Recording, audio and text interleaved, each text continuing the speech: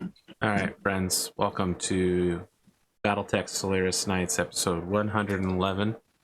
I'm not going to say the name of the episode until after Ludeman leaves, so that he won't know who the fight is against until he's getting ready to watch. I just want to say this. I woke up this morning and I was like, man, those are some dark circles under my eyes. Maybe I'm trying to do a Moon Knight cosplay or something. And then I got a call this afternoon from the sleep study I'm supposed to take in March. And they were like, we have an opening tomorrow. You want to go?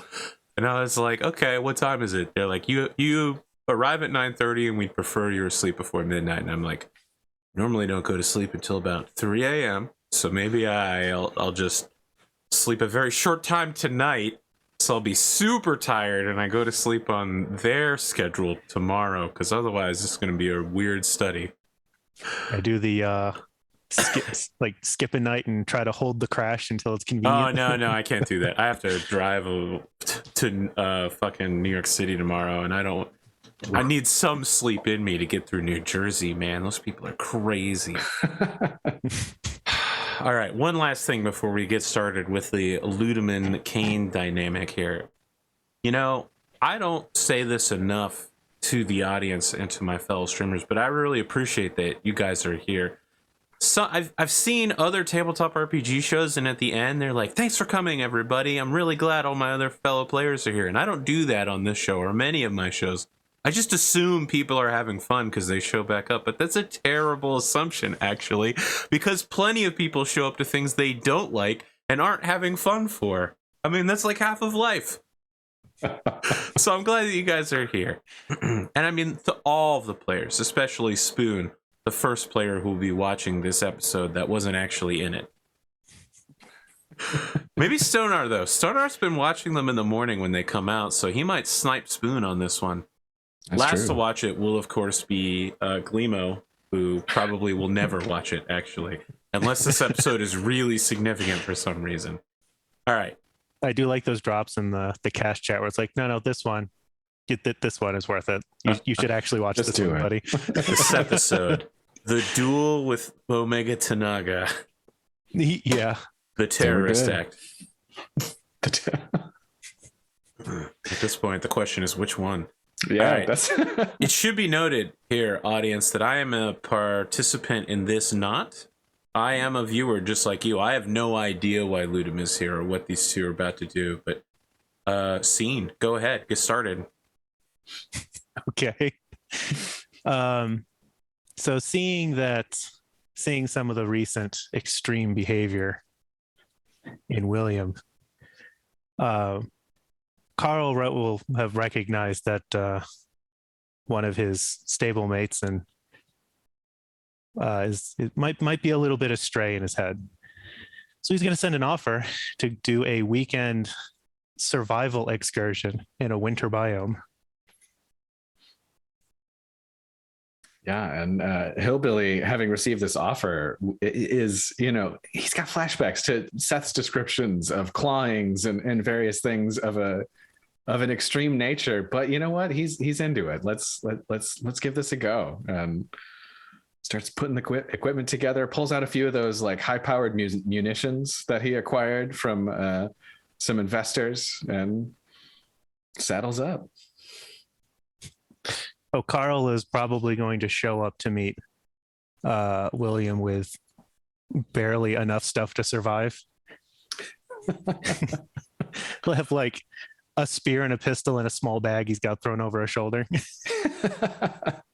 Okay, yeah, Hillbilly's definitely got like big old puffy vest, like metal frame backpack, right, with all the fixings, like bedroll, tent, etc., and duffel bag full of munitions and various other things for camp supplies. He looks very, very over prepared in comparison to Karl. William, I cannot help but notice the amount of equipment that you feel is necessary for this.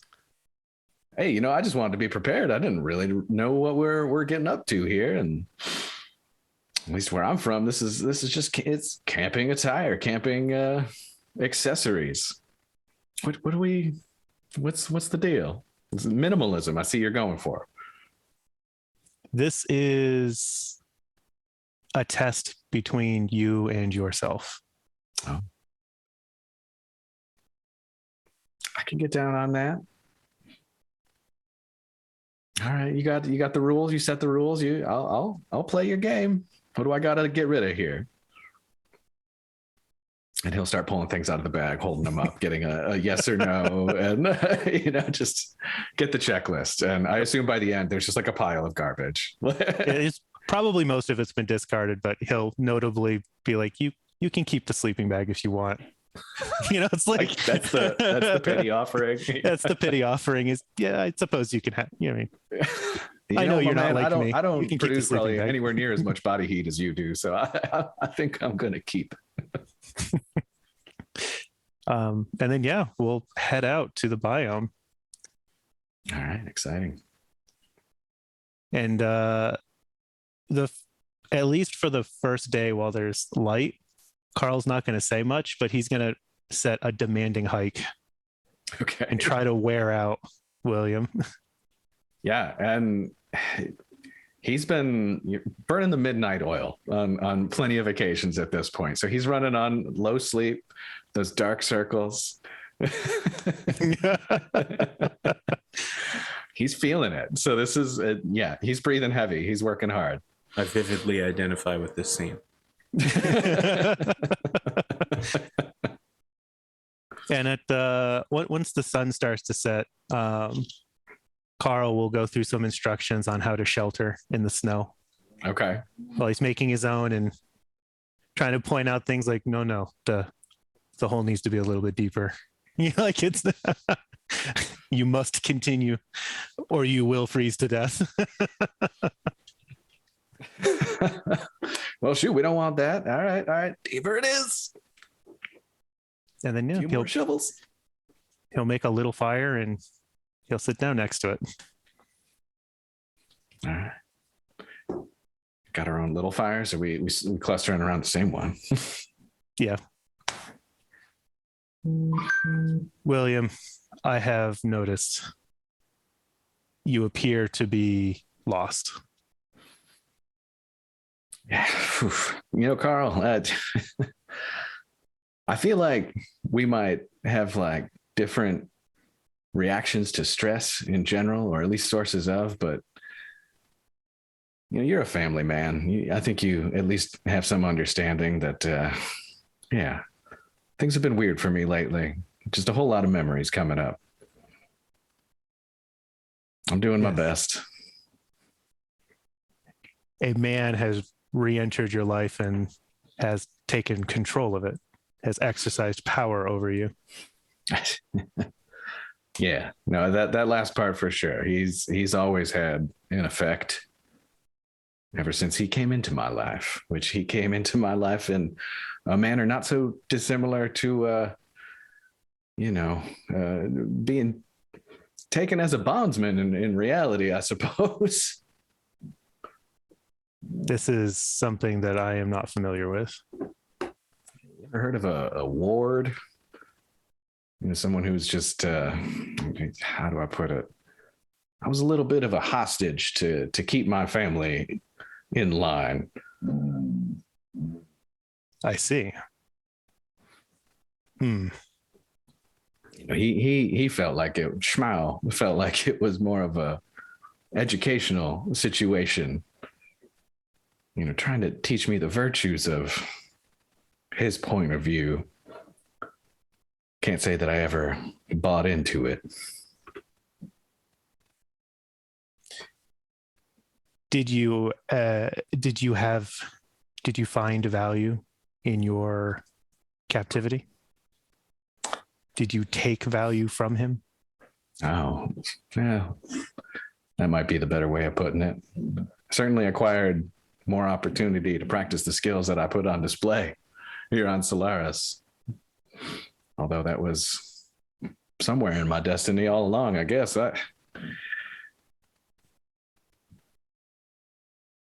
He kept me in the thick of it. I guess that's the way I would put it. Certainly I had more opportunity. I understand that our philosophies are different. Hmm. And I do not mind that. We fight in the same stable. But there is something to say about power and control. In the time that I have known you, you have been very different from Nicholas. You have a philosophy. You have an understanding of your concept of freedom. And it is one that you have stuck to. That's the goal. This man, this Schmau, exercising control and changing and fighting your philosophy, he can only fight what you allow him to.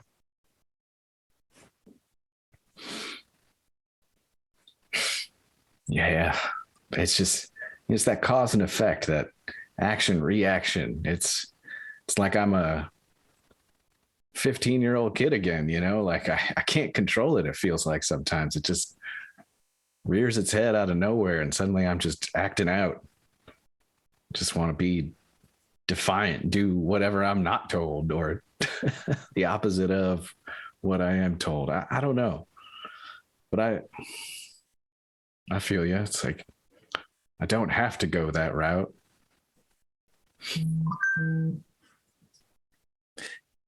It's tough to bottle up. It might be. We try to be more forthright in our disagreements. Yeah. I've noticed over the years. It's, in some ways there's an advantage to that. I definitely understand and appreciate how out in the open everything tends to be. Of course, then that's just a circle and a cycle. From my outsider's opinion, it sure seems like every single trial leads to another one. They can. I don't believe that advising you to deal with this grievance in the way of the clans would be something you would be interested in or necessarily helpful for you. But there is this that I can offer that is, I think, unique. Out here in the cold, in the snows, on a journey, we undertake a ritual where this is a component in order to be faced with yourself and those you brought with you. For us, it is part of becoming closer to our founders and the clan. For you, I think maybe removing yourself from any of those influences may give you the opportunity to become yourself again and remove the control that this man has exerted over you. Give you the chance to handle that grievance in your way with your philosophy. I can get down on that. I think I can understand, at least slightly, the goal. Simplify, reduce your variables, focus on the next step.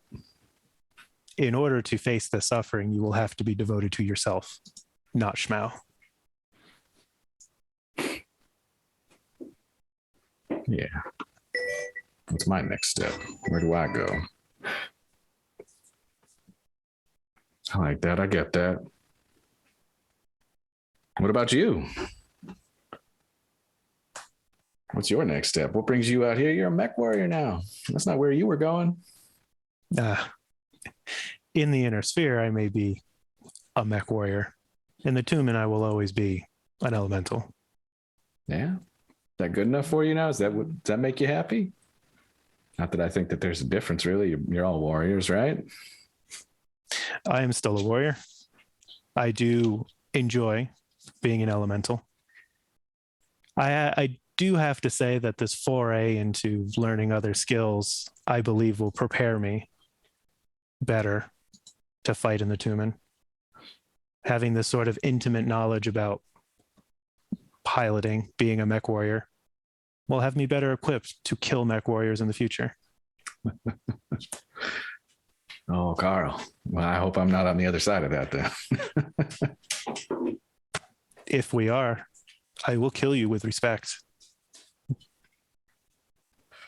Hillbilly's having a little flashback to a conversation he had with Astrid on a similar hunting trip where she flashed a large knife at him and said something equally chilling and yet somehow complimentary.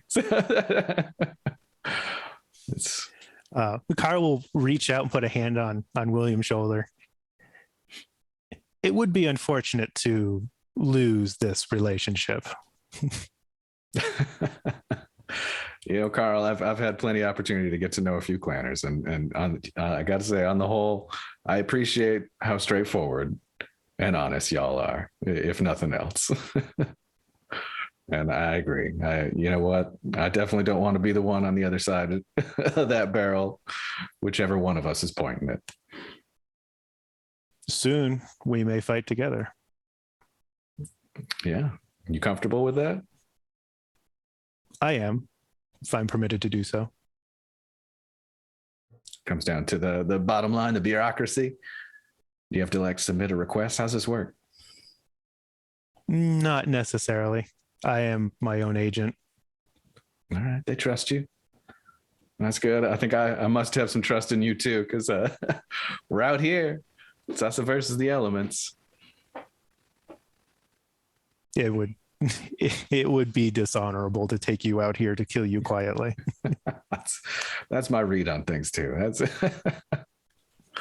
didn't have that concern walking into this, at least, not a major one. Still had to see where it went. What's next on the list? We will sleep for 2 hours and continue the hike. Off into that white waste. All right. Amazing. And that's what he's going to do for this weekend excursion, is just beat on William. But he's going to do it in a way where he's like, I know he's not capable of what I am. I want to just ride the limit of his capabilities. Yeah. And William, for his part, treats this sort of like an Iron Man experience, right? This hill to climb, just got to get to the finish. He don't care if it looks pretty. The accomplishment is the part that he's looking for. I feel like over a montage of you struggling through snow or something like that, we hear the voiceover of Kenta from yesterday's episode where he's like, they are cruel. They enjoy suffering. They're not like us. Just over top. Yeah. He's absolutely had two folks present slightly differing opinions, but really, ultimately, the core of it was some form of warrior Zen philosophy, for sure. Yeah. I mean, Karl's proving at least part of that, right? And he's like, in order to find yourself, we're going to suffer together. That's right. It's the only way to cleanse yourself. Embrace the suck. Wow. Karl would be a great Nova Cat. That's all I'm saying. But he does also make it pretty clear that that part of it is to face the suffering and to see your own strength, but it's also to do it together. There's definitely a community element to what he's trying to do with you. Yeah. William definitely appreciates it. He's, if nothing else, he's enjoying the challenge and the challenge of doing that with a friend, right? So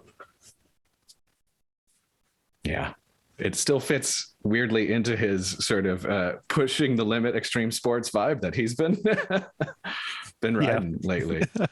So it's did you correct his course or drive it further into the extreme? Who knows? Yeah, we'll just have to find out. Yeah. Either way, I'd say wrapping up the experience, William is just absolutely trashed, right? Those dark circles that were there are darker and harder, but there is definitely a piece to him, right? Of exhaustion, if nothing else, but it is there. And I guess once we get to the end of it, we leave the biome as sort of a recovery thing. Karl will offer to bring you onto the Ghost Bear compound so you can enjoy a big meal to deal with the fact you just did all that stress before you go on your way. Yeah, Welcome you into his home. Hillbilly's not going to turn down a meal, that's for sure. Do you have any dietary restrictions? Me? No, Yeah. Hillbilly certainly would not. Okay. Just making sure. Just making sure, you know? He'll try anything at least once. Listen, we Americans, we're used to a certain food pyramid, right? There are different dietary and nutritional intake in different countries. For instance, in Japan, rice is its own food group and is recommended with every meal. The Ghost Bear traditional palette, especially for a warrior class and subcaste elemental, involves what one would consider a disproportionate amount of protein compared to a normal person. So listen, we're talking flank steak, fatty fish, shakes, protein shakes, right? Mm-hmm. And for dessert, a savory pie with more meat in it, but also it's a little sweet. Yeah. In the clans, they really watch their blood pressure, so low salt all around. It's a little bland. I'm imagining him like cooking the flank while he's shaking one of those protein shakes. You can hear the whisker going back and forth. He's just like and pops the top and drinks it when he flips it over. Yeah. Hillbilly, having dealt with personal trainers and all the rest at some point, I feel like he's brushed up against a keto diet a time or two.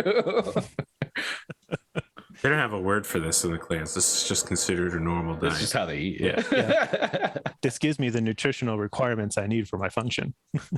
Glorious. Oh, oatmeal too. There's also lots and lots of oatmeal. As flavorless as possible. Maybe with some fresh fruit thrown in there. There you go. All right. You are pestered all night by a small child running around asking you questions. Oh, Hillbilly's in full fun uncle mode at that point then. Okay, yeah. Like chasing her around. I'm gonna be honest with you. There's a lot of people who think that they're fun uncles or cool aunts. They are not. Uh-huh. But all right, I'll allow you this dream. This is a fantasy game. So oh, trust me, I'm the fun uncle. yeah, I've heard that one before.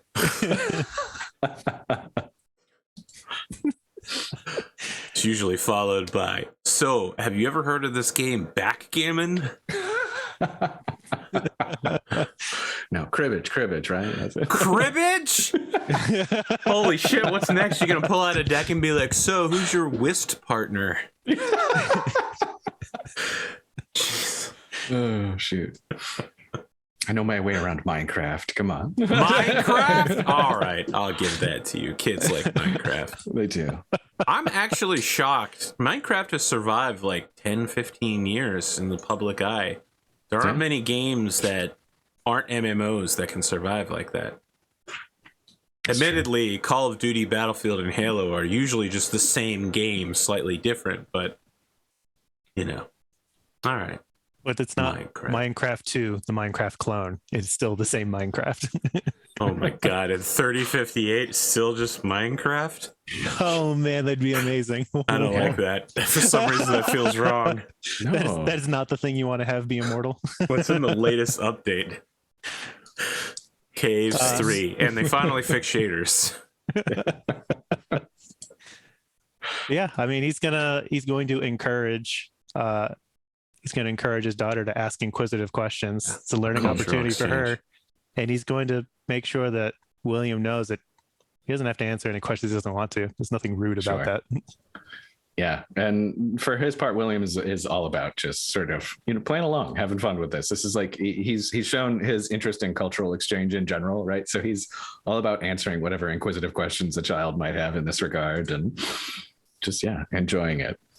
This is like a moment of family. It's like slice of family life, right? Like this is actually probably closer to what he needed. I gotta weird be honest, slice of weird family life. Yeah, I was gonna say it's more like WandaVision than your normal situational comedy, because a lot of her questions are about like forms of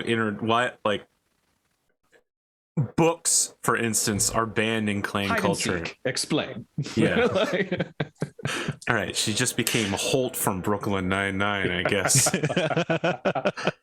No, but like books are banned. The only written word is either the remembrance or technical manuals. Most forms of entertainment that involve like actors is also banned. Okay. Most clan entertainment is very abstract, like animals that represent a clan performing good and virtuous deeds, and bad animals who are like evil versions of the clan who perform ungood deeds and who are then ruthlessly and brutally murdered. Sure. That's what they teach their kids. Well, she might be familiar with Who's the Con. Maybe she's. Oh, you know what? That's it. That's probably the whole. That is clan entertainment right there. It's right off the Diamond Sharks. Yeah, she's probably asking you all sorts of questions about the universe and the canonicity of things, right? Like, what is? Why did you take a Terra? left instead of a right at the junction? Everyone knows that a Star-Lord class is. You always want to take the left there because I can see you haven't spent a lot of time on ships, but. Yeah. My Gene parents and I spent a long time traveling from Arcadia, so I would know. Yeah, that's funny. Smart he pants. gets a kick out of it. He loves it, and at the end of the night, he's getting ready to head out and everything. He does ask Karl if it'd be all right if he sends her a gift of a hoverboard to enjoy. Keeping the meme alive, I see. Yeah. All right, it will never die. I believe that this will present a physical challenge for my child. Absolutely. All right. Now consider it Did done. you We'll be on its include way. the documentary Back to the Future 2? Yeah, of course. Comes with each one. Now there's going to be like Karl like behind his house with his outdoor workout set while his daughter's just like going all around the place on this hoverboard running into shit. Never. Man, if you tilt even slightly, you just keep going. It does not seem like a safe tool. All right. We got anything else here? That's all I got. No, I think that's Karl has had his moment. Congratulations. If you have any stress, it goes down by 1. Oh, beautiful. There I do you go. have some There's stress. that. There's the backup there. Oh, wait, I can give you advice on supplies as well and take down your repair costs at the end of this. Yes. Yeah, I want to hear set it. you up with a couple local suppliers. What's the advice? What's the advice? What's the advice? The advice is that he call me to place his orders so that he gets preferential treatment. He's name dropping, clout chasing. Yeah. That's what I hear. That's right. You call the mech repair bay one day, and they're like, "Yeah, we can get you in like 3 months." But then you're like, "Well, look, that's going to be tough. Let me explain to my friend the hillbilly." And they're like, "Oh, you know the hillbilly? We'll have you in tomorrow." It's that full Vegas treatment for you. There you go. All right. Well, good luck. All right. Get out of here so we can have an episode. Peace. Perfect. You know what they say? Treat them mean so they keep on coming back or something like that. I did a lot of prep for this episode, and the one thing I forgot to do is change your nameplate to say Karl. Oh. Well, there it is now. This is a professional broadcast.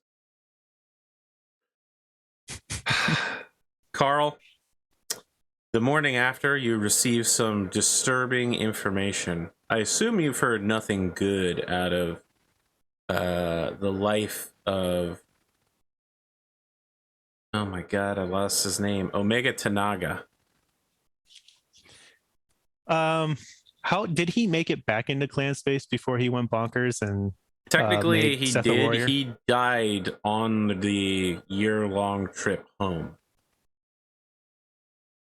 So I probably would have heard about at least his death and the circumstances of it. The Jade Falcon Sawcon Samantha Cleese has put out a an all clan bulletin. This happens fairly often when a new Sibco is formed. The clan will kind of peacock about it for a while, like, ooh, look at this gene mix. Aiden Pride. Oh yeah, we're gonna bake that right in there. Who's your daddy? They are launching 4 Mech Warrior Sibcos using the genetic pattern of Omega Tanaga. And the subtext of this is that they make no attempt to hide the fact that now that they have a foot in the door with the Fire Mandrill specific Tanaga bloodline, they're going to try to take as many seats as they can and take over the Tanaga legacy. I see. Yeah. This is a power move. In 20 years, her predecessor's predecessor, no, her successor's successor will be making a move on that blood house. Oh boy. Yeah. Other than that, there was a terrorist attack on a clan dropship, and the Diamond Sharks have cut off all contact with all non-clan personnel. You live in the clan dropship enclave in the International Spaceport. Security has been heightened on both sides of the border. They've upgraded the security mech patrols to just straight up battle mechs, and even the Intersphere's new experimental Omni mechs. And they stopped doing like a lance of security patrols to a company. So 3 times the patrol route. The Diamond Sharks have actively deployed fighters over their international spaceport using whatever tricks and negotiation that they can in order to maintain a combat air patrol at all times. And they maintain at least 2 mechs at any given moment. It also appears that the Diamond Sharks are trying to bachal tank commanders in the class 2 through 5 in order to acquire their equipment and their crews for Clan Diamond Shark. Interesting. So the bidding isn't complete. I mean, most people won't agree to it. You know what I mean? Like, they don't want to become slaves, essentially. But some desperate people have started agreeing to it, and trials are scheduled. Okay. It's tough, though. Vimy is actually, like, psychopathically good as a pilot. Yeah. And when are we scheduled to do the bid to take out It's been delayed, Seth? given, all of the recent events. Okay.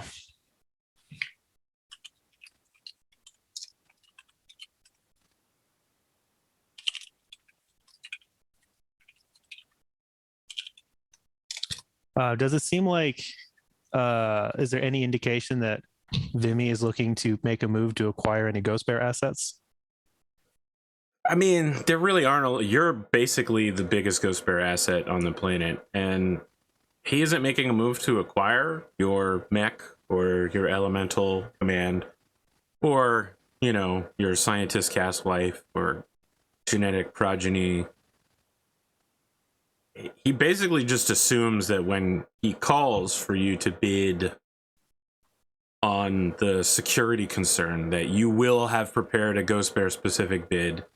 And, he just thinks that whatever you bid, he's going to beat you. He's going to beat the Jade Falcons. He's going to beat the Wolves. And I mean classic Wolves, clan Wolves, not Wolf in Exile Wolf. Yeah, he's hungry and he's confident. Yeah, he's also a great negotiator. Yeah.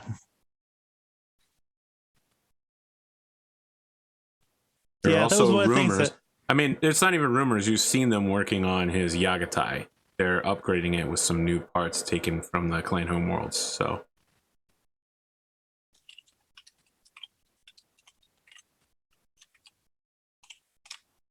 okay. So, knowing that the Diamond Sharks are not giving any, aren't supplying any of the non-clan people on the planet, that makes it pretty apparent that anyone using clan tech in the stable are probably screwed. Definitely Seth. I live in the Enclave. Do I have access to clan materials? No. Okay. You would need to bargain with the Diamond Sharks, and they're cutting everybody off with their connections. Yeah. Karl knows his limitations. He's not going to be able to out-negotiate Vimy on anything. I mean, listen, he would love for the Ghost Bears to turn over certain assets to him. Even just intelligence data would be useful. But yeah, like if you want stuff, it's no longer streamlined available. It's entirely within his prerogative to just not sell and hold on to it for his own personal use. Right. You know, the little community he's built here is now entirely dependent on his resupply and the Jade Falcon merchant ships that make, you know, twice a year trips up here. Okay. It's tough. You know, the Inner Sphere really don't like the enemy making a little base of power within their deep within their territory. Yeah. But Vimy has given them exactly everything that they want out of it, and they've never realized that he's carving out a bigger chunk than they would perhaps like him to have. Okay. So, any clan mechs you use, they will not be. They will get one repair cycle, and after that, they can't be repaired again. Okay. You'll have to Kyle Morgan them. Yeah, see if Fucking I can hilarious. achieve the scrap dragon again. Yeah. He's the new Scrap Dragon, the only named dragon. Okay. I remember during my last interview, Karl was informed that he now has access to the shield hall. It's true, you do. Now, I mean, I don't know how much Karl has studied local mech warrior etiquette, but it is considered good practices to bribe the doorman on your way in, even if you are theoretically supposed to have access. I think Does he understand the concept of bribery? I mean, he's been in the Inner Sphere for a while, so probably he understands the concept of corruption. he understands the concept of corruption, and his understanding of bribery is extended to basically just unnecessary extra payments to acquire something otherwise available. I think He a doesn't Diamond really Shark would argue that it's vitally necessary, but who am But I? he's not a diamond shark. He's not a Diamond Shark, not yet. So that's about the extent of his understanding of it. He doesn't really understand any of the nuances of it. So he would like to go visit, and he will bring a fistful of sea bills. All right. You just crassly hand the doorman some sea bills, and he He's tips just his- gonna walk up and just be like, he's just like super not. So just as a reminder, to get here, you have to pass through an already very famous club to get to the super exclusive club in the back. Yeah, And it's like you go outside in a protected, you know, like caged area to get to the doorman. So people know that you're about to go in there for, I think this is your first time, right? yeah, it's my Cause first a time in big either sir. of these I places. mean, you're fucking huge. You might not be that well known. You know, you're just entered the rankings at the bottom. You've lost a couple times. But just He the lost idea to- of a clan elemental making their way into the sacred shield hall has caused quite a bit of stir. When the door opens, you have to duck a little bit to get underneath that, you know, broken ship's driftwood door frame into what almost appears to be a clan drinking hall to your eyes. You have no knowledge of Scandinavian, Norwegian, Finnish, ancient, you know, Viking culture. That sort of thing doesn't really exist in the clans. They have little to no knowledge of Earth, and what they do have has been purposefully crafted in order to maximize the clan's return to the Holy Land of Terra crusade. yeah, In here, you're just like, oh, wow, this looks like some of the enclaves on Stronamecti where we return to, you know, basic clan rituals. Wow, I'm home, essentially. I was not expecting to feel this comfortable. That said, the music here is like you walked into the club scene in the original Blade movie, right? Like, Yeah. it's fucking pounding beats. It's nothing like what you'd have back in clan space. Is essentially like audio garbage that's assaulting you. But you don't have a moment where like the DJ stops the music. But there are a lot of eyes that turn to come see you, and they immediately turn to where your rank is. Your good rank 91, so you're in the 91th booth, where it displays a ghost bear painted shield. Someone has hand painted the ghost bear emblem on like a traditional Viking-ish shield for you. All right. Well, that makes it easier for him to figure out where his place is. Well, there's also the long table in the middle of the room made of driftwood. So it ends at the fireplace, and the first seat is the champions, and then everyone sits by rank down the table. Now, people are allowed in this room who are not Solaris champions or Class 6 Unlimited Mech Warriors. Those people are not allowed to sit at this table. This is Mech Warriors only. Okay. Listen, there's a pig out there, and it's being consumed from snout to anus. All right, there are parts of this pig you didn't know were inside of a pig that are being heartily chewed on by the gathered cast of colorful characters here. Mead, whether served in a glass, a mug, or even a drinking horn, if you want to get real classic, moves up and down the table between people, serving folk in traditional, 3050s idea of what traditional Viking garb. Even our idea of what Viking garb is today in TV shows is not always as authentic as it should be. So I assure you, in the 3050s, it's worse. it's probably. gonna be it's gonna be really questionable. But yeah, there's a vibe. So he would have an understanding that you sit further down the table than the people ranked higher than you. Correct.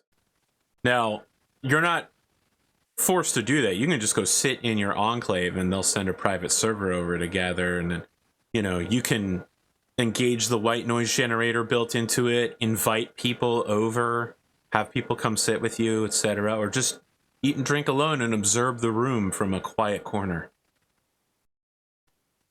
I keep saying enclave, but what I really mean is alcove. Alcove. I picked up what you were putting down. Well, it's like the episode where I was saying Atlas, but what I meant was awesome. I'm losing it. If nobody takes any sort of engaging interest as opposed to just an acknowledgement interest, then he'll sit at the table. There are people here who want to engage you, but it's hatred. The kind of people that you think might be clan war veterans, people who have lost friends or family to the clans. They aren't looking to talk with you. They'd love to knife you in a dark alley if they thought they could get away with it. You are unwelcome here. Yeah. And it's not that many people, right? This is a professional workplace environment that's also meant to be, it's a show, but it's a show for each other. So the people staring at you are the ones that have personal vendetta against you. Most of the people here don't care. They're only trying to use each other to promote themselves. So what do you want to do now that you stepped into this den of steel vipers? I would like to go sit down at the table. A man that's at the end of the table moves to his right to give you his seat.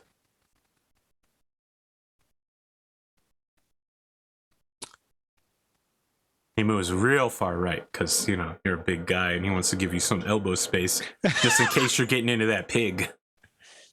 Okay. How far up the table is this guy? Where was he sitting? There's only 10 or 15 mech warriors of the 100 that are in here right now. But he was at the, you're assumed to move as far up the table as you can go. So he was, the last person in the alternating side-by-side line. So he just moved to let you take your place ahead of him. Okay. Well, I'll take my seat then. All right. The bench creaks under your weight, but you are brought something like a menu where you can choose your selection of meat and vegetable and fruit and what type of drink you'd like to have. Well, he'll definitely get a plate of meat, and he'll try the mead. All right. Listen, the meat here is pretty much the best in the inner sphere. Some people pay thousands or tens of thousands of dollars just to get in the door here. So the local clientele, and they don't charge you for anything here, right? Just getting for you mech warriors, just getting in the door is good enough. They make most of their money from the rumors that come from this place and from charging the shit out of non-mech warriors for access. So yeah, when you move to sit down, a man rises from his seat, holds up his mead cup and says, "Karl delVillar, great to have you." And then he takes it back and he slams the mug down on the table and says, "Another, and one for my friend." I appreciate the kind greeting. Do I know who this is? You may know who it is. He's had a contentious past with clan personnel. In fact, years ago, he used to go out of his way to target clan personnel and attempt to intentionally kill them.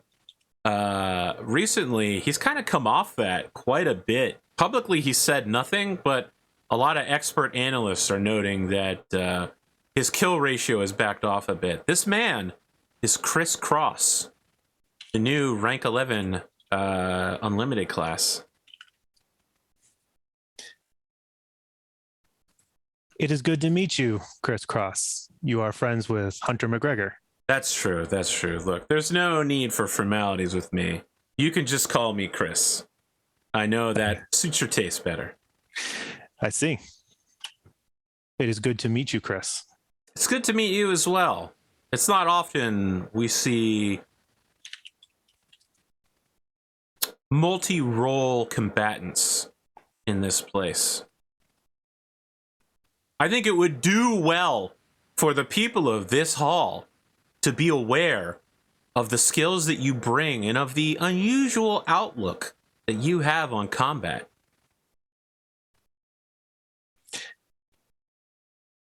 I do see combat differently than many others. This has been an excellent opportunity for me to learn more about other warriors' disciplines. And it has been quite educational to engage in this sport fighting with other pilots of the inner sphere. Considering some of the pilots that we have seen elsewhere in the past, it is readily apparent that these are the best mech warriors that the inner sphere has. It has been a pleasure.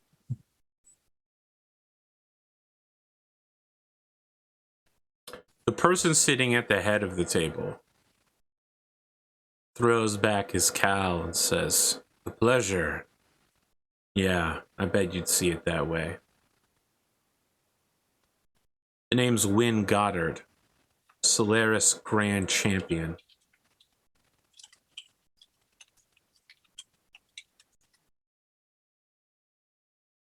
The way you say that, you do not see it the same? I've been here a long time, a very long time. Been in the top 20 for longer than you've been in the inner sphere. I think someone as far down on the table as you doesn't have much room to talk about what's really going on here in Solaris. There's a huge difference between a soldier on a battlefield and a champion. I'd say you'll figure that out one day, but I don't think you're ever going to get this seat.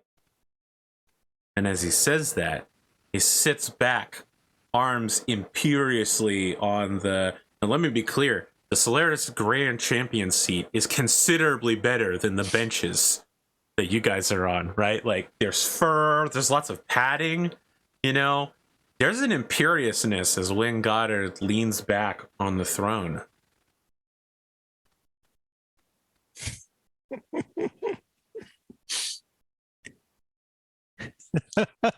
how would he respond to that? Now, it should be noted that most of the people in this room, besides Win and Chris Cross, are significantly younger than those two.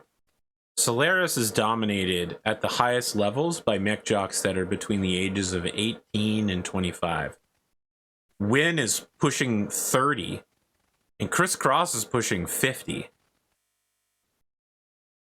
So it's a weird atmosphere right now that basically the oldsters are talking some mad shit to... Karl is not particularly well aged, right? He's only like 25 or something. I think I have his age listed as 24. So you are in a different generation from them. You match the other people at this table. And now there's this question being called forth. Can someone like you take the top spot? It's a weird atmosphere. People are starting to think things about that champion seat that they didn't right up until this moment. Does Win Goddard actually deserve it? Is going through a couple of people's head right now. There are many things that I have been learning since coming to the inner sphere. And there are certainly things that I do not understand about Solaris. I have had to learn about how these games work. I have had to learn the idea of a champion as it exists here. But let me make it easy for you. I'm your Khan. Yeah, he goes there. Oh boy. Okay. Now look, this isn't actually that unusual in clan culture. It's a little bit forbidden to refer to another warrior somewhat mockingly as Khan, right? To indicate their superiority. And there's even a special rule. It's not a rank, but it's called Avkhan, which is where you refer to someone who is over you, over Khan.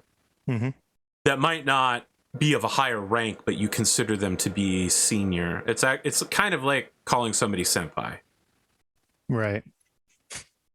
So it's not like this is blasphemous. It's just that this piece of shit inner sphere freeborn has just implied he's on an equal or better footing than you, a superior genetically engineered warrior who spent their whole life preparing to get here. If you wish to take the opportunity to try yourself, I welcome the opportunity. Until then, I shall eventually meet you in the way that other pilots here do. Yeah, he's just quietly chuckling and then takes a sip of mead.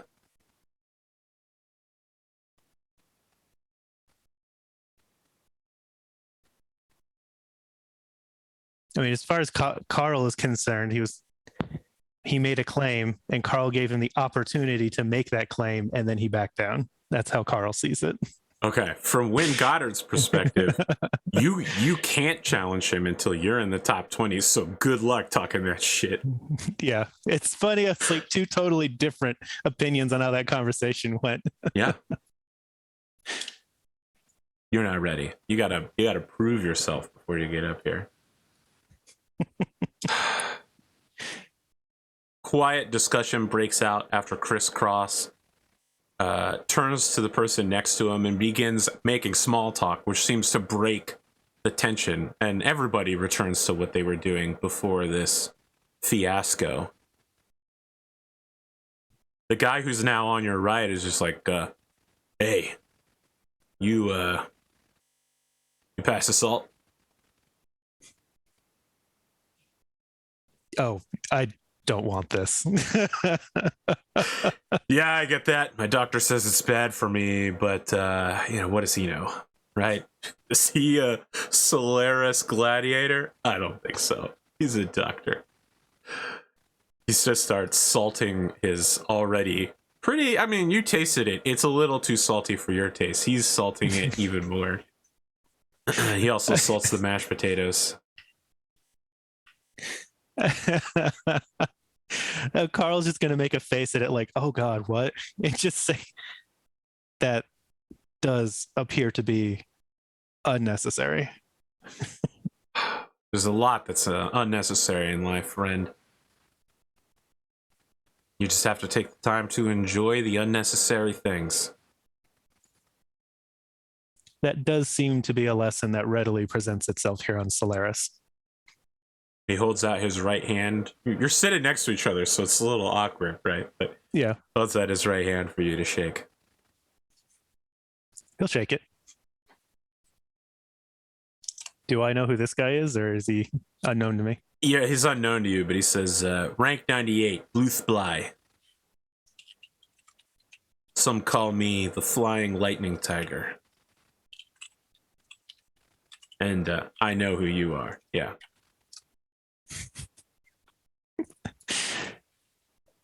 There are not many elementals here. It would be difficult not to know who I am. There aren't that many clansmen here either.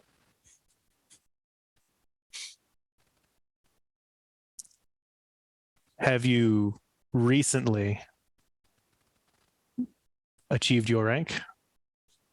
Yeah. You know, last week, actually. You know, been competing on Solaris for a while, working my way up through the melee brawler leagues. They're calling me the young Hunter McGregor. I see. Yeah. My special move that I've been practicing for years is a sort of, death from above maneuver, but it's like a kick. So you like fly towards them with your leg and then kick them in the head. I see. Yeah, it's savage. Savage. Did you choose this style of combat because of fighters like Hunter McGregor? No. I just, it's just the way that I grew up. Interesting. Yeah. I'm gonna be honest with you. I'm from Rasselhag,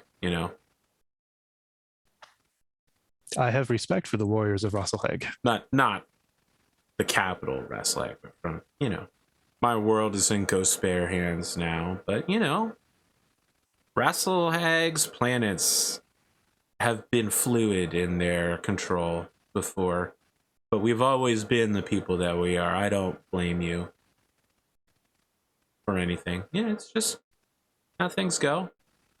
Anyway, from Rasselhag, we don't have those fancy military academies like the Federated Commonwealth or the Draconis Combine. You just kind of had to learn by doing. And I learned that kicking people in the head accidentally is also a great way to purposely win. Worked my way up through some of the Merc worlds, got to Galatea, found a promoter, and transferred here. They did pretty good, moving up at a steady pace. I don't know how far I'm going to go on Solaris. You know how it is. You're supposed to say, I'm going to be grand champion one day. I think that's a little out of my league, If I could just get a few years of matches here, I'd be set for the rest of my life. It is an achievement to self-train yourself to be able to fight here. It's true. What do you do with all of your earnings? I mean, I know you haven't been here for very long, but certainly your fights must be fairly well viewed. Oh, these C-bills that I have been accumulating. Yeah. I'm just curious. It's a personal question. I believe that there are many uses that are expected that I do not engage in. I have been experimenting with, under the advice of other members of my stable, with things such as products and different alcohols and things like that. Talk kind of weird. You talk with a rather strange version of English. Thanks. True. I like contractions. I understand that those are the norm. Does not mean I am going to engage in them. It's okay. No one's gonna make you use contractions unless they challenge you to a trial. You know, a trial of contractions. I'd like to see that one day. There's a moment where Karl is trying to contemplate the concept of a trial of contractions. It's a battle trial, and the loser has to use contractions for 1 year.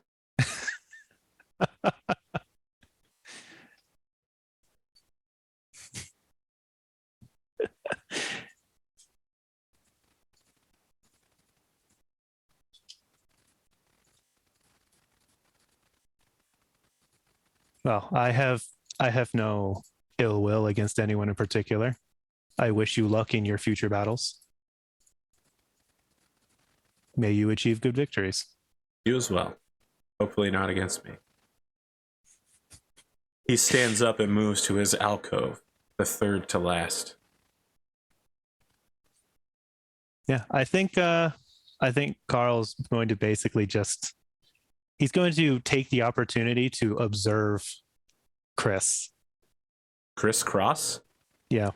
Not to like learn anything in particular so much as to like watch his interactions and things. To him, this is an interesting opportunity to study the social dynamic. He does seem to be a more sociable person here. Make a research roll.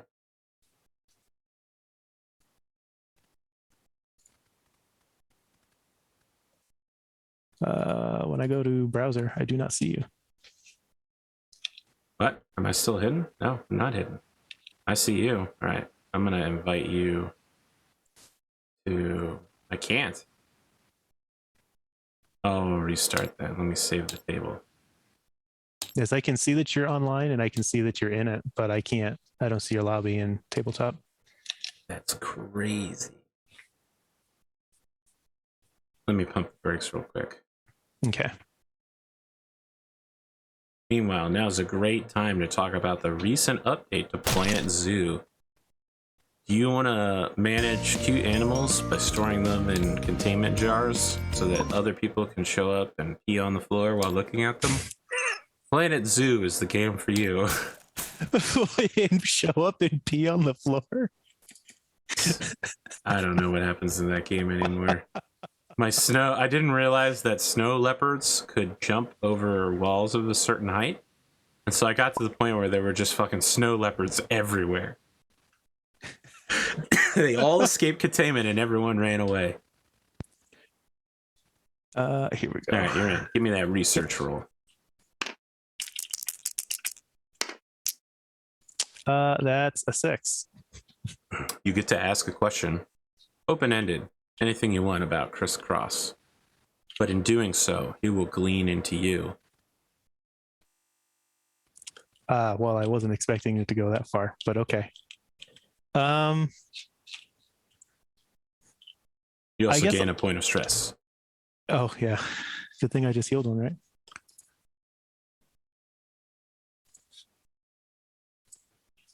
I'm trying to figure out his sort of I guess I'm trying to understand his view of the other mech warriors here. Like, are there some that there seems to be a genuine connection with? Are there others where it's just a friendly show and he dislikes them? That's the sort of thing I'm just trying to feel out. He's looking at how he talks and does these things, and he's trying to understand more about the social dynamic here. Chris Cross is a man who genuinely believes that one day, probably quite soon, he will be the grand champion. The people here are co-workers, but they're also targets of opportunity. If he can manipulate them into somehow promoting him even further, he'll do it. He has done it before. We've watched him do it. Yeah. That said, it's not like he's malicious or evil or cruel in that way. It's just business to him. And the people in this room are... they're not tools. They're still people.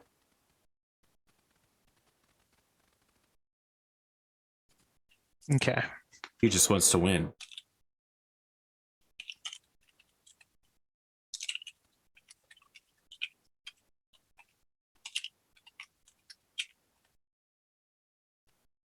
All right. I guess that's the answer to my question. Okay. What can I ask about you?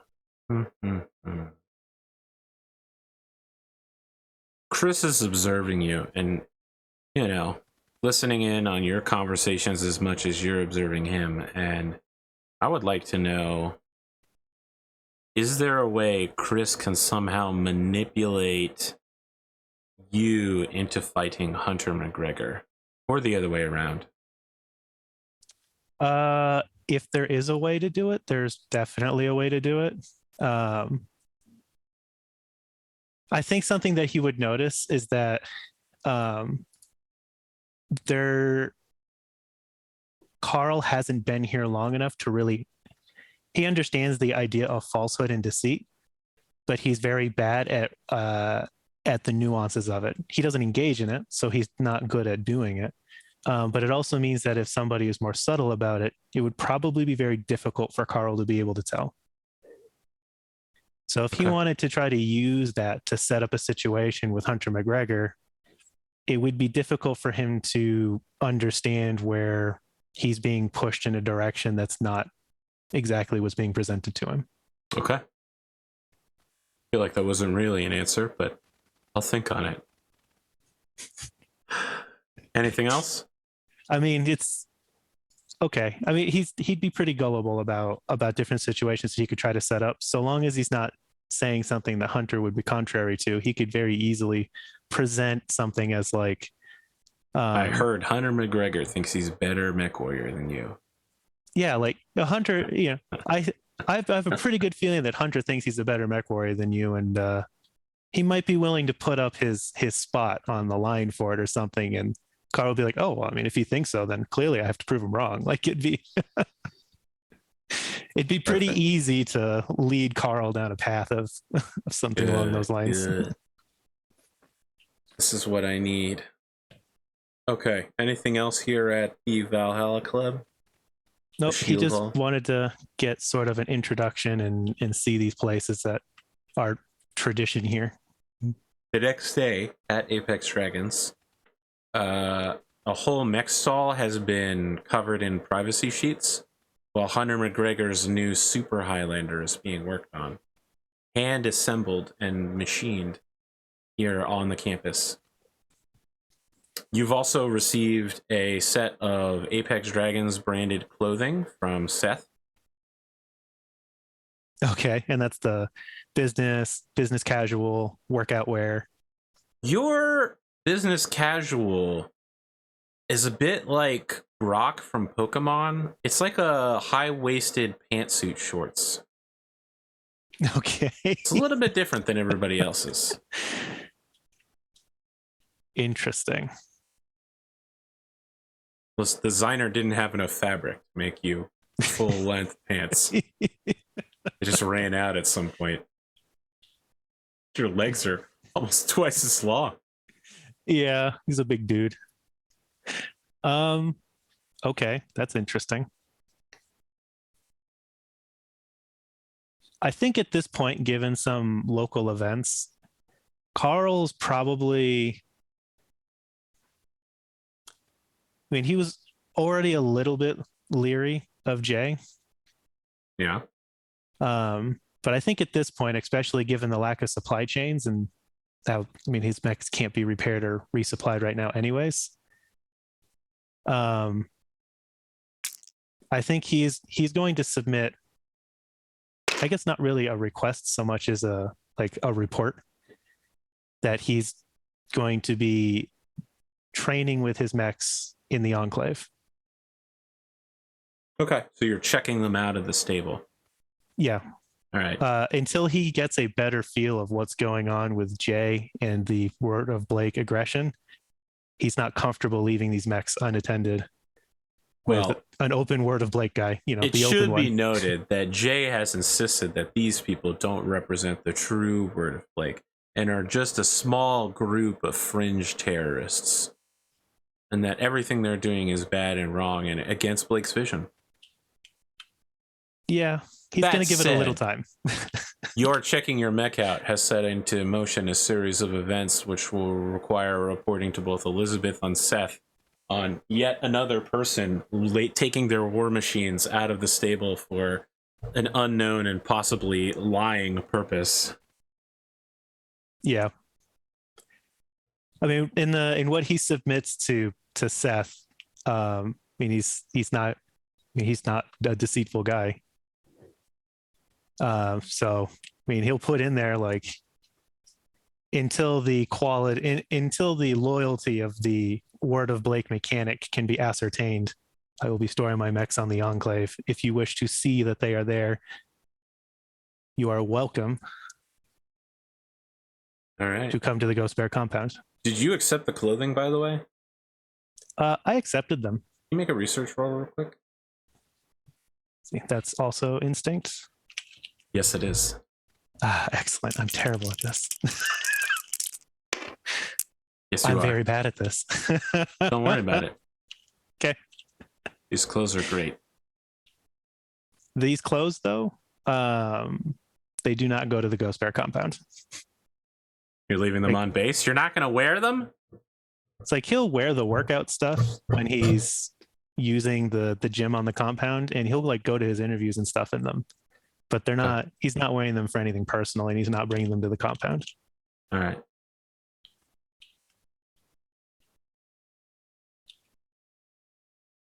You got anything else? Unlike other people, Karl has no reason to talk to Elizabeth. Wow. Wow. Imagine being like, man, I don't ever need to talk to my immediate supervisor. What a life Karl must lead. Yeah, I mean, if she's leaving, then that's just what it is. She's leaving. Doesn't take a particular interest in it either way. Kyle Morgan currently fuels Solaris with all the turning over in his grave he's doing. Hook him up to a generator. So do I know the name of my opponent? You do. Your opponent is Karl delVillar versus Archer Bowman. Okay. I'm so bad at research. I want to roll it, but I'm so bad at it. He's previously engaged the stable in the Unlimited class several times as a catapult pilot. Yeah, it doesn't mean he's always going to be in one, though. That's true. Would you like to do one more research? Maybe he's upgraded to an Obakimono or a Naga or perhaps a Timberwolf. I'm so bad at this, but I'm going to do it. I want to research. I have been debated. Fortunately, you have a team of people to do this for you. However, the results are shit. I'm just going to let you know that you can just go ahead and take a point of stress now. Archer Bowman spends the whole week publicly antagonizing you. Okay. Oh, it's probably something... God, my first thought would be to be like, Karl delVillar is a bad dad, but Archer Bowman's too cool of a character to do that. I think he'd probably imply that your genetic heritage has nothing to do with it. You're not a good mech warrior because you're unskilled and ungainly, not because you were genetically engineered by the clans. Okay. The shots he takes at you are that, clan genetic engineering has nothing to do with skill level. That's all just, it's probabilities. And that you're like an ape mimicking the way mech warriors move, but not truly understanding the mech the way that we do. Well, that would definitely garner a point of stress. Yeah. So You still get to ask a question. What and is... sorry. This point of stress was his return question, which would be how could he antagonize you, which is then what he immediately done. You gain another point of stress just for failing, which brings you up 3 stress this episode. Yes. Did you have a point of stress going into this? No. Okay, that's good. Otherwise, it would Yeah. have been rough. All right, you get a question. One question. Man, I feel like I'm asking a genie for a wish now. So if I just ask what his favorite battle mech is, well, that's the catapult, and he can be piloting anything he wants. So like, no, the question you can ask, based off the list, are what are his current battle mech? It's locked in. If you ask that question, he won't be piloting something else. I would like to know what his current battle mech is. His current battle mech is the same as his regular battle mech, the catapult C4, 2 LRM-20s with 2 small lasers.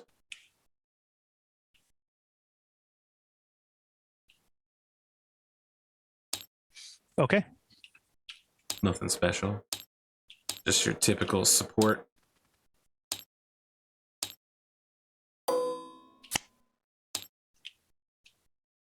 Anything else you want to do? Are you bringing the Dire Bear or your new... I forget what it's called. The bear, I think you call it the bear claw. The bear claw. I mean, it's not what I call it. It's what you call it. You're the one who made it. Yeah. I think I'll bring the bear claw. Very well. And that's going to be a somewhat more even fight, theoretically. Still going to destroy him. I'm thinking about underrunning those LRMs.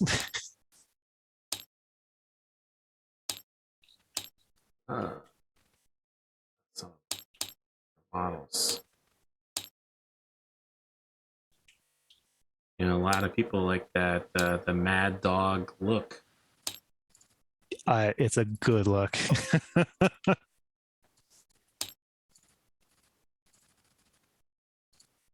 Ooh, clicking too fast. It needs to catch up with me. So I guess I'll just show the audience for now. Your Bear Claw is the 615 Supercharger Mad Dog with 2 ATM-12s and 4 ER small lasers. Oh, and mask too, so I guess you're just like going quickly. It was billed as a very different strategy. I'm guessing that strategy is get in close range and use the HE bombs. Yeah. Yeah. Yeah.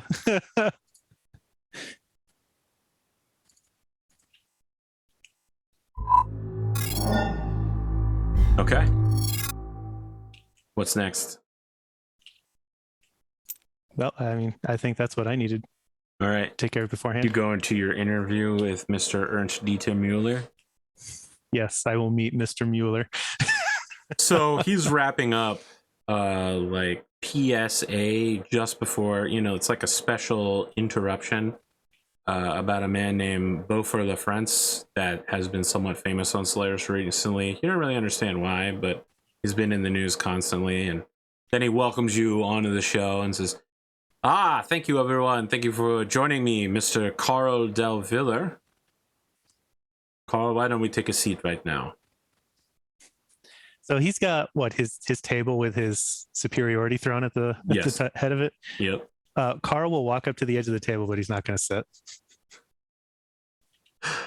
Okay, so we're going to do this standing then. Well, my doctor's been telling me I should work at a standing desk. Then you get that canned audience laughter from the not live studio audience. They learned their lesson after a few weeks ago. Okay, so Karl, let's break it down into brass tacks, if you understand that metaphor. Let's talk about what's going on with you. Sources say that you have a new Omni-Mech. I do. Are we going to be seeing that in the upcoming match? Yes. Yes. The audience will see my Mad Dog. Over the last week, your opponent has been talking some mad game about your origins and your lack of mech warrior training. How do you intend to respond to that on the battlefield? I intend to show him that as a clan warrior, I am superior. Even if I am not a mech warrior and I was not designed to be a mech warrior, I am still going to crush him. Well, what can you do with guys like these, huh? All right. Let's talk about your opponent's own hard mode. He has said that if he loses to a member of Apex Dragons again, he will retire from Solaris forever.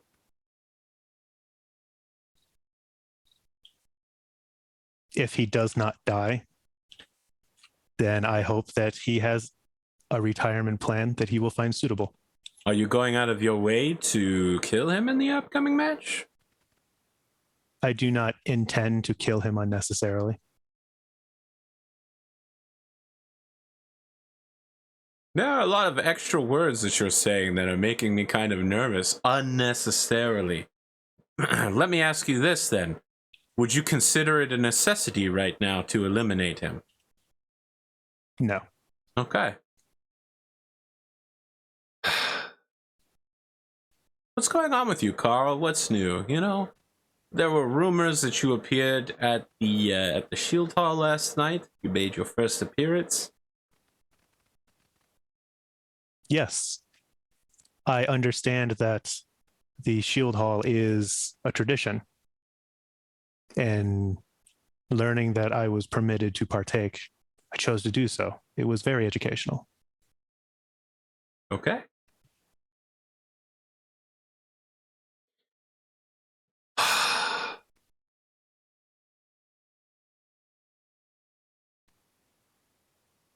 Do you have any questions for me or any news?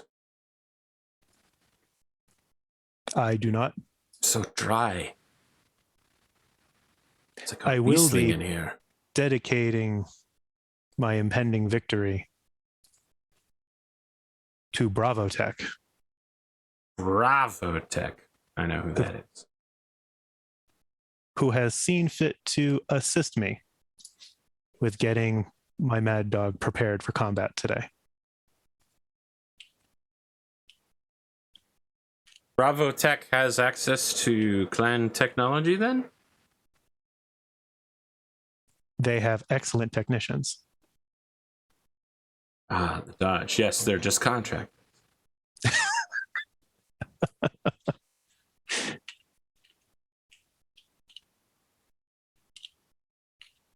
All right. He doesn't have any more questions for you. Okay. I mean, Karl will turn and walk away. All right. He did show up to this interview in the new Apex Dragons gear. Yeah. He showed up with his Apex swag. As you're leaving, he says, well, you know, God bless the Archon and God bless the Lyran Alliance. Thank you so much, Karl delVillar, walking off stage right now.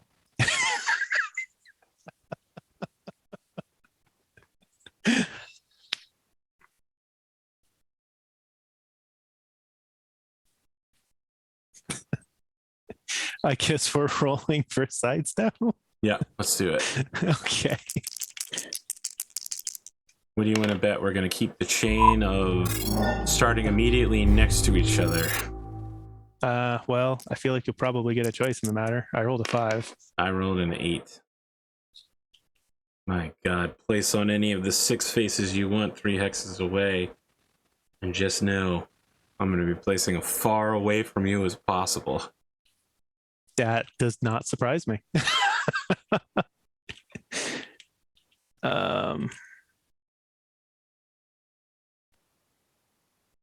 This waters is all depth 0, right? Yep. Okay.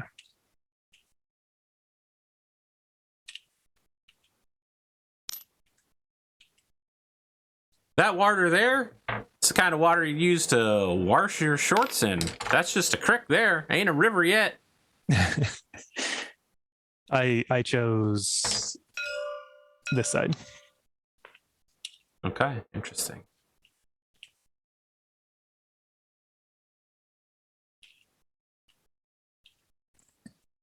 Oh, that's my catapult. Here we go.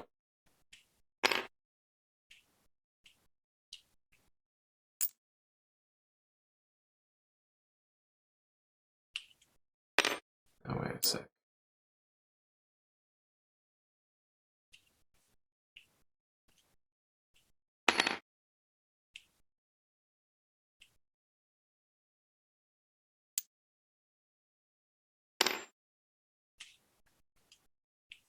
Okay. Let's roll.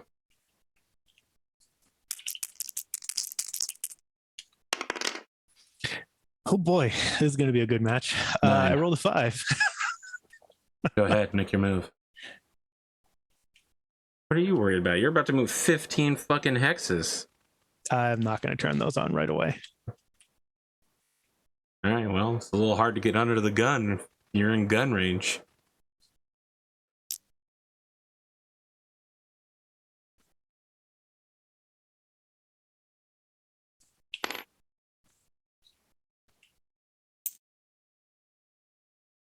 All right, he's going to indirect fire at you. Okay, let me get my movement die here. 13 hexes, huh? 4, 4.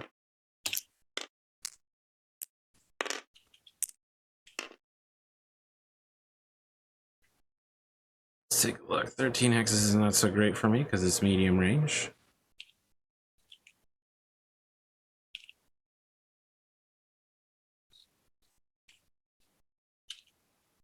All right, 2 LRM 20s. Fired. Oh my god. All right, that one's good enough. 9 on a 20 pack. 16 missiles hit. First 5 right torso. Okay. 5 center torso. Okay. 5 right arm. Okay. 1 damage. 5 flag. Indirect fire is the word I was looking for. Wow, this has not made a significant impact on your mech in any way. No. All right, let's roll. Okay. 10. 5.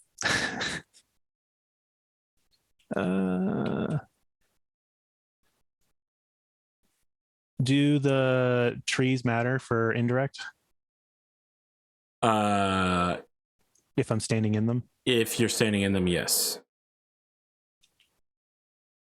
But he's basically firing ballistically up and over the hill in front of him. So, you know, other types of terrain obstructions do not matter.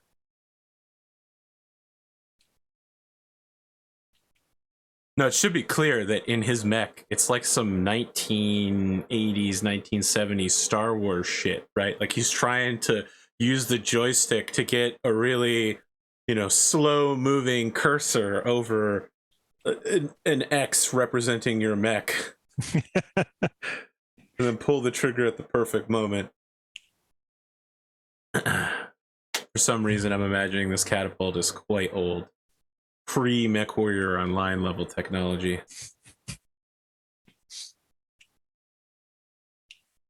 I've always thought of Archer Bowman as a classic.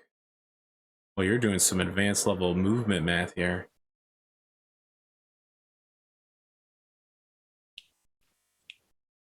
All right, so I will roll for mask.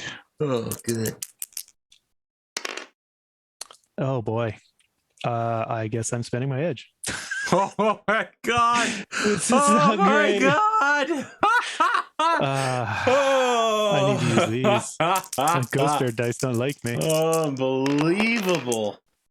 Okay, and then I will also try the supercharger. Let's see if I blow that up. Okay, that doesn't blow up.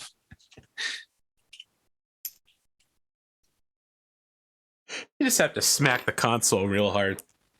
Restart the display. Okay. Oh, fuck. You're so close. And I made it to woods. You're too close as well.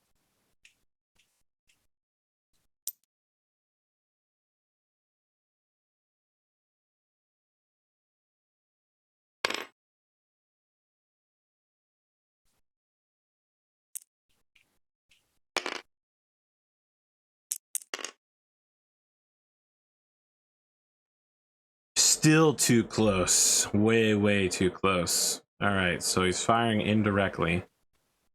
However, as we know, he has range master long short, which means he takes a +4 in short range. And he's got a minimum range penalty because you're within 6 hexes.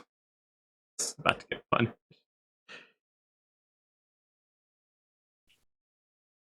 Actually, I can't even make the shot. The number's higher than 13. He's like, you're too close. Stay away. All right. This is bullshit, Kane. But I just want you to know that now you're this close and you're moving this quickly. It's so different from the dire wolf he thought he was going to fight that he surrenders before he ever sees you. Really? Yeah, he's not going to risk taking a hit on the mech. He's retiring and he's going to sell the mech full price with no Okay, debts well, on that's probably good because I was about to use combat intuition Wow. to get into HE short range and blast him. God, that's the worst. All right. He literally just, I'm too old for this shit's right off the field. He just sends the surrender flare and turns and walks into one of the mech gates in the wall directly behind him. He's like, I'm out. I'm done. I'm done with this clan shit. There was he's boomer talking. Like, back in my day, mechs didn't move faster than the 6 hexes unless they were a scout mech. That kind of bullshit. He's a 30-25 player in a 30-58 world. Back in the good old days before the stupid ER PPCs the clans brought. Back when Gauss rifles were something you found in a box on Periphery Planet rather than a common weapon. Large pulse lasers, my ass! Well, I mean, that's a record for Karl, but it's not a record for Kyle. For this team. Yeah, Kyle did the 1 round. Yeah, Asator also did takes the opponent out on the first round fire. Yeah. Y'all, it's nuts when it happens. Do some bullshit. Hunter's been on the other side of that with the 2-round getting knocked out with the LB10s. Savage. That was brutal. It's an LB10 universe. We're just living in it. All right, you want to go to your exit interview? Yeah. All right, he does not have any questions for you. He's like, well, that was very fast, Mr. delVillar, very fast. Do you have any comments? It was not the combat I believe the audience would have wished to see. That's certainly true. It was quite an unusual display today.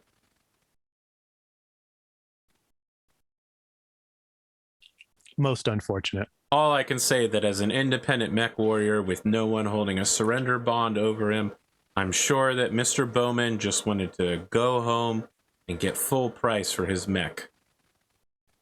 They don't exactly offer insurance for these things. Discount Dan's mech insurance. Good for 4,000 light years or your next battle. I look forward to my next opponent choosing to fight.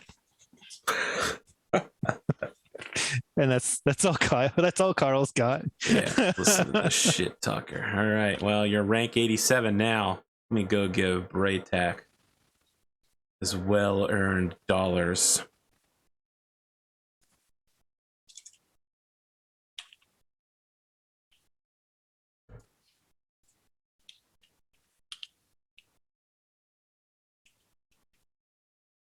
Oh, I did almost blow up my mask. listen, that would have been incredible. That would have definitely Would have changed how been that devastating. went. Yeah. I was a little Can you imagine concerned. what you put an elemental in a mech and this is what happens? It would be so racist. Oh my god. Look at Oh, this man. clown. All right. Anything you want to do in the post match? I will be training With Brody? with Brody. Sure. As And you're I'll take, training in the mech arena, on your way there, you see there are posters for Alex Hell's horses. Have you seen me? yeah, the the missing pilot is the responsibility of the stable champion. Oh, wow. All As right. far as Karl sees it, he's looking forward to seeing what Seth does or doesn't do about it, or what he does or doesn't discover. Wow. Can't wait for Seth to do nothing. And all right, all right. Well, Brody is always happy to train with you, especially if he doesn't have to make you run 100 laps and then do that thing where he's like, I'll run another 100 more with you. And then at the end, he's like, I didn't think you could make it. Oh, God, this is a mistake. I can't just wear you out. The more you run, the more you eat.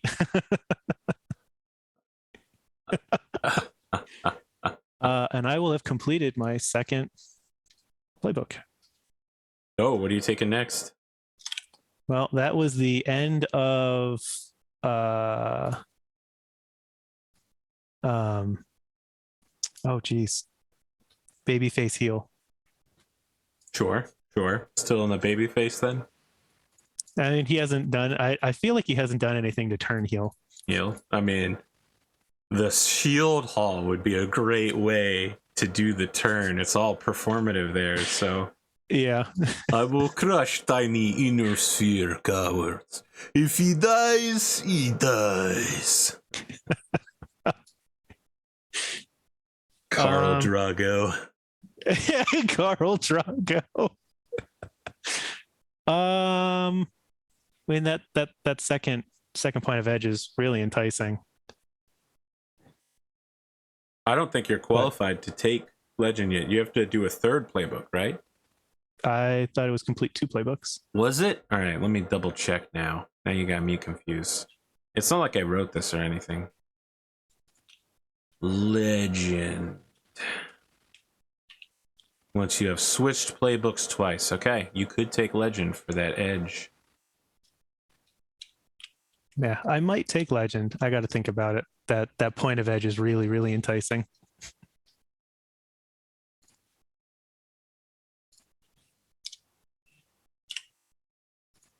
But otherwise, like, he's going about his normal business. He'll utilize the compound gym. He'll go to the little ceremonies that have been going on for Tiramorg. Okay. I want to stop and roll back one real quick. Let's circle back. Okay. I don't know how lovey-dovey your romantic relationship with your partner or wife, whatever we want to call her, is. But your boy Percival and Linhilder use the gem, but they also, mostly him, use it as a way to flirt romantically. I think there's a certain level of There's a lot of competition in that room. I think Karl will see a large degree of that as being unnecessarily indirect. That's true. In the clans, you just ask your sister if you want to fuck. Basically. So, well, literally. So, yeah, literally. So he's gonna see all this extra effort and be like, he's not gonna say anything, but in his mind, he's just like, he's annoyed by it. Yeah. But it's not worth interrupting his set. It's like, as long as they don't dwaddle on any of the equipment, he's just like that. Yep, that is entirely unnecessary and very inner sphere. Perfect. It is inner sphere, isn't it? All right, that's our episode, Kane. We got almost 2 hours in there. Jeez. Yeah, We're 7 minutes away from break, like enforce a break. Yeah, there was a lot of stuff we did except that fight. Yeah, the fight was very fast. I mean, Archer Bowman, what a coward. Yeah, I mean, He likes it's being probably- alive. He just wants to spend all the money he's made. I think we mathed it out, and it was something like 18 or 19 hit locations if I do well on the cluster. So it's possible he probably could have just died outright. It's like ATM LBX spam. Hate it. Absolutely hate it. The great news is you don't need to re-ammo. You'll still have the That's true. damage going into the next match, but I mean, what was it, like $10? Like 10 damage? You're good. Wasn't it like 16 damage? I think All it was right, 16 yeah, that's damage. right. It was 16. It's fine. Probably. You better hope so.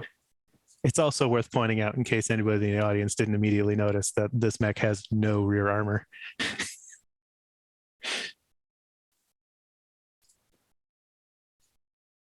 It is- I didn't notice, but boy, am I going to abuse that in the future.